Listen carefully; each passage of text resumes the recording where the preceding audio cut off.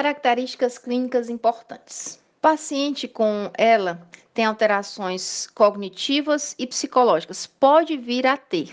Neste caso, ressalta-se o envolvimento da substância cinzenta cortical e da substância branca, podem comprometer a linguagem e a cognição. Isso só lembrando, ao longo prazo, pela progressão da doença. Um subgrupo de pacientes com ela pode apresentar alterações de personalidade e problemas cognitivos consistentes com demência frontotemporal. Mas lembrando, é um subgrupo. Não necessariamente todos os pacientes podem desenvolver alterações cognitivas e psicológicas. O diagnóstico de ela. Inicialmente, é um quadro que assemelha um peso nas pernas, mas só que progride. Esse início, essa progressão inicial, são insidiosos, vão acontecendo assim aos poucos, lacunarmente. O diagnóstico, na maioria dos casos, é por exclusão e leva cerca de 12 meses, ou seja, um ano, para se comprovar de fato que é essa patologia.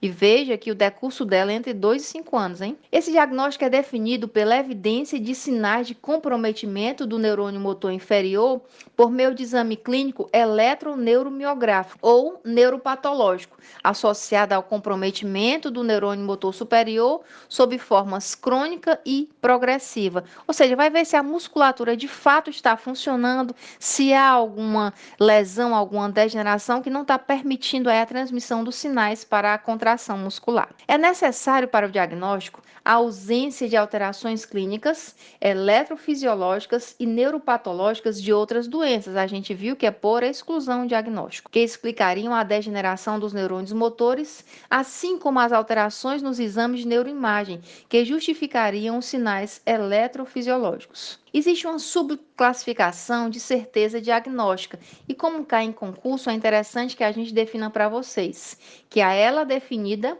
a ela provável, a ela possível e a ela suspeita, isto dentro da possibilidade diagnóstica. Não se chega, é ela propriamente dita ainda. Depende de todas essas circunstâncias aqui pré-estabelecidas. As síndromes clínicas. Dentro do diagnóstico, possível, clinicamente possível, clinicamente provável e clinicamente definida. Vejamos no caso quando se define como a síndrome clínica possível de ela. Neste caso, chama-se possível quando há evidência de sinais clínicos de lesão do neurônio motor superior associada ao neurônio motor inferior em uma região ou sinais de lesão do neurônio motor superior em duas ou mais regiões. Clinicamente possível.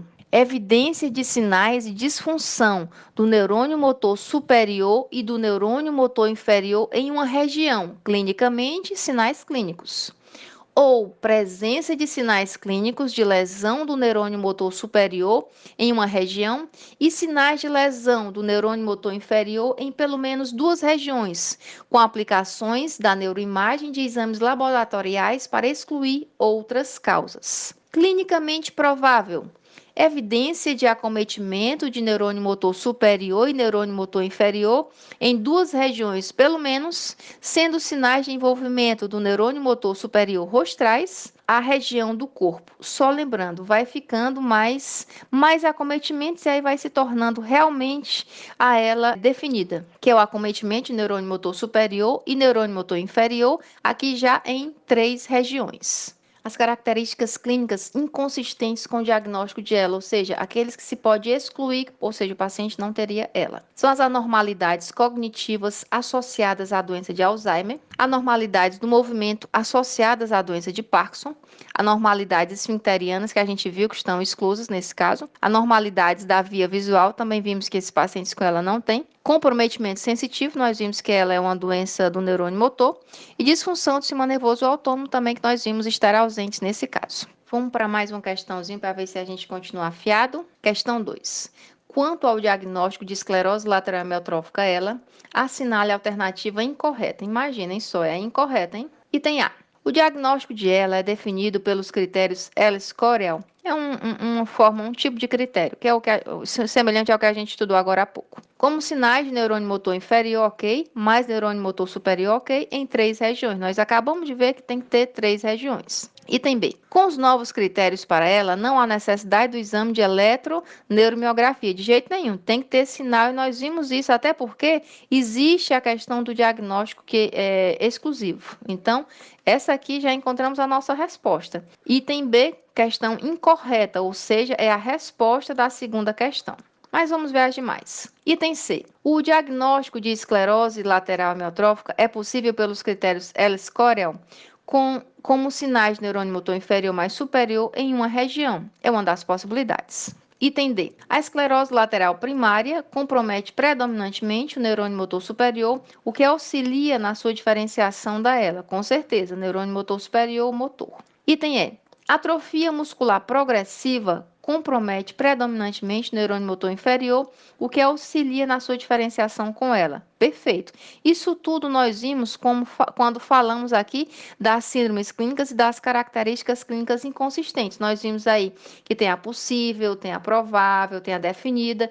Isso tudo está colocado aqui. E os diagnósticos diferenciais da esclerose lateral amiotrófica, com atrofia muscular progressiva, com Alzheimer, com outras patologias também, a gente viu que a questão do diagnóstico por exclusão.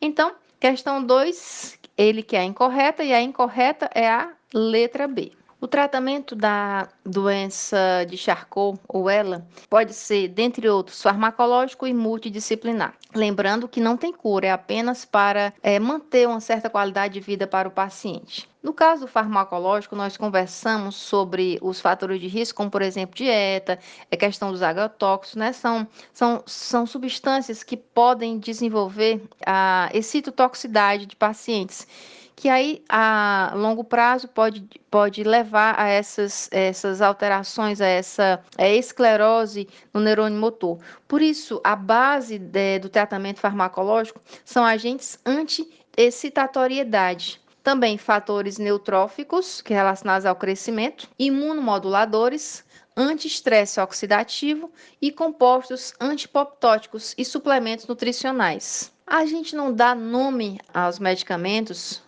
o nome de fantasia, porque não nos cabe aqui tratar especificamente o paciente, é apenas a nível de curiosidade ou concurso, se lhe interessar. Mas qualquer um dos pacientes, inclusive o paciente com ela, pela questão da manutenção da qualidade de vida, deve ter uma equipe multidisciplinar que o acompanhe. Fisioterapia motora e respiratória, nesse caso, é muito importante. Afinal de contas, um paciente que vai perdendo a sua capacidade motora. Mas é importante lembrar para esse profissional que é um paciente que, exatamente por perder a sua capacidade motora, por ter essa energia diminuída no músculo e por envolver num longo prazo, longo assim, digamos, proporcionalmente falando, pela questão dos 2 aos 5 anos, em média de vida, então, longo prazo, né, para uns e nem tanto para o próprio paciente, mas essa perda dessa energia desse músculo que atinge nesse prazo final a parte respiratória, deve ser levado em conta. Então, muitas vezes não se quer fortalecer essa musculatura desse paciente, se quer uma manutenção e uma limpeza, uma limpeza brônquica, uma higiene dessa parte respiratória. A fonoaudiologia, porque nós vimos que ele tem engasgos, né, alterações de fala, de linguagem. A nutrição, porque fica um paciente bem magro, ele perde essa capacidade de captar esses nutrientes. E os cuidados paliativos avançados, que nós vimos aí, tem as úlceras de decúbito, tem os edemas e assim por diante.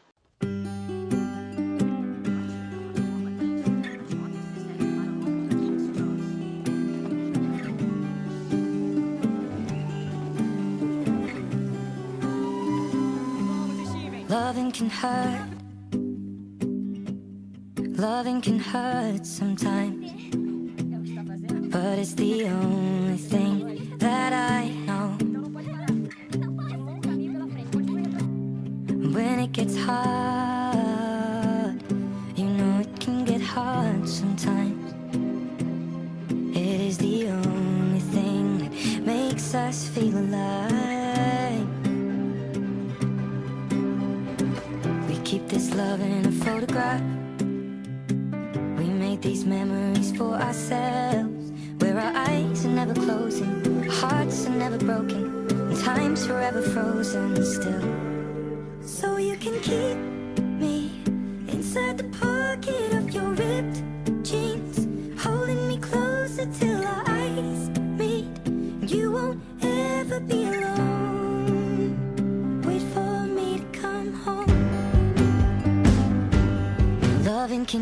feel.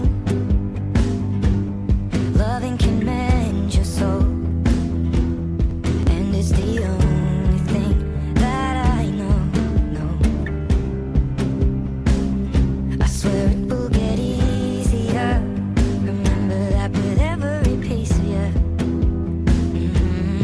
And it's the only thing we take with us when we die. We keep this love in a photograph.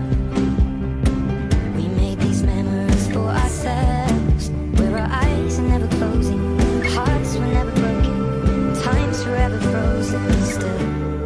So you can keep me inside the pocket of your ripped jeans, holding me closer till our eyes meet. You won't ever be alone. And if you hurt me, that's okay, baby. Only words breathe inside these pages. You just hold me. I won't ever let you go. Wait for me to come home. Wait for me to come home. And it's the only thing that I know. I swear it will get easier. Remember that with every piece of you. And it's the only thing we take with us when we die. We keep this love in a photograph. We made these memories for ourselves. Where our É isso aí, pessoal. Obrigada por assistirem a mais um vídeo e não se esqueçam de curtir as aulas, se inscrever no canal e indicar aos amigos.